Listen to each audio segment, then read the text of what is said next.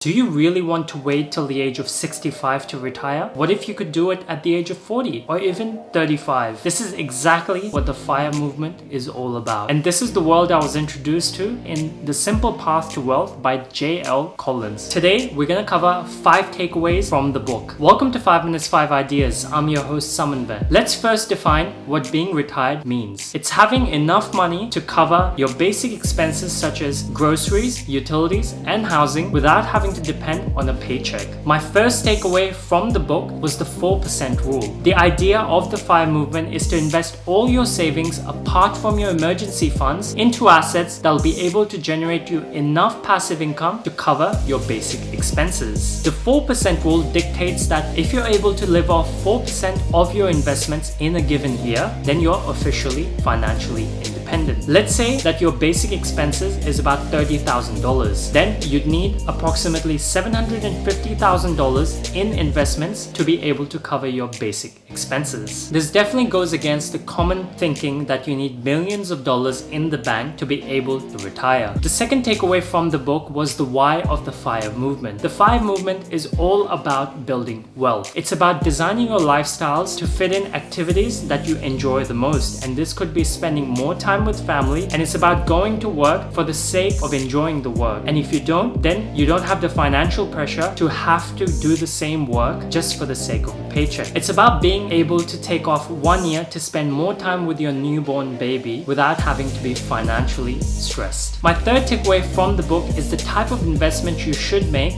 to achieve FIRE. J.L. Collins advises using stocks and bonds. And in terms of stocks, he advises against picking individual stocks. Rather, he promotes investing in index funds. Index funds are stock that represent the top 200 or 500 companies in a given country. So you can easily see that this gives you a highly diverse stock portfolios which promises a return of 8% over 40 years. And J.L. Collins also highlights that 85% to 99% of mutual funds that have actively managed stock portfolios fail to beat the market. So you're a lot safer with investing in the market. And not to mention, the fees for an index fund can range from 0.03% to 0.25%. And this is a lot lower than the 1.1% to 1.5% for a mutually managed funds. So you'll be saving a lot of monies in fees and getting better returns. And talking about bonds is definitely a good instrument to hedge against the volatility of stocks. So he recommends younger investors in their 20s or 30s to definitely go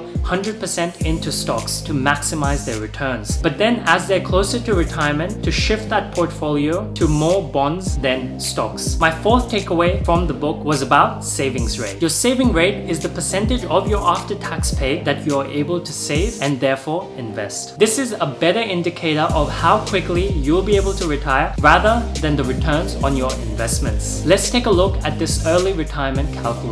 This graph shows you how quickly you can retire based on your savings rate, assuming that you're investing your leftover cash into assets that yield returns of 5% annually. Let's assume an average salary of $50,000. Right off the bat, you can see that with a corresponding 50% savings rate, it would take 17 years to retire. Now, if you reduce the savings rate to 26%, it would take you 31 years to retire. If we dial that up to 70%, it will take you 8.8 years to retire. You can clearly see exactly how impactful savings rate is in determining how quickly you reach FIRE. Figure out how quickly it'll take you to retire based on your income and your investment portfolio. I'll leave the link in the description below for this calculator. My final takeaway from the book was about the consumer lifestyle of the Western world. In life, as we earn more, we buy more expensive cars, houses, and go on more expensive vacations. Our desires grow in proportion to our salaries. This is the truth of the consumer society we live in. It's designed to make us spend more and more money for the sake of happiness. We find ourselves saving less than we would have when we were earning half as less. And this is definitely not a coincidence. So J.L. Collins in the book always talks about living below your means. So as your salaries are going up, keep the same standards of living. If you're just starting out in your career, I definitely recommend reading this book. I did the same before I started my first job, and I can't thank this book enough. If you enjoyed the video, be sure to like and subscribe, and I'll see you next time.